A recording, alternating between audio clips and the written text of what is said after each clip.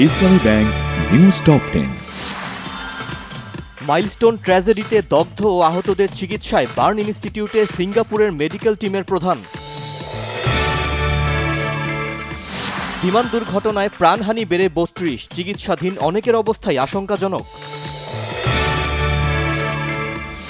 নিহত, আহত ও নিখোঁজদের প্রকৃত সংখ্যা নিরূপণে মাইলস্টোন স্কুল অ্যান্ড কলেজের ৬ সদস্যের কমিটি।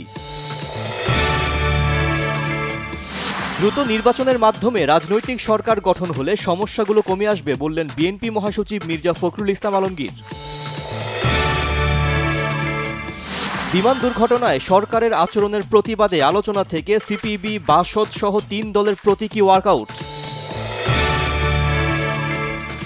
নাটোরের বড়াইগ্রামে ট্রাক চাপায় মাইক্রোবাসের ৬ যাত্রী নিহত হয়েছেন।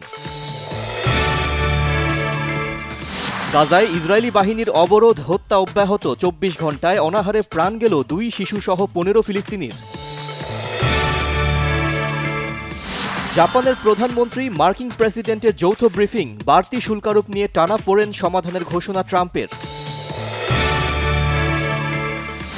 আন্দ্রে রাসেলের বিদায়ী ম্যাচেও হারল উইন্ডিজ, ৮ উইকেটের সহজ জয়ে সিরিজে ২-০তে এগিয়ে অস্ট্রেলিয়া।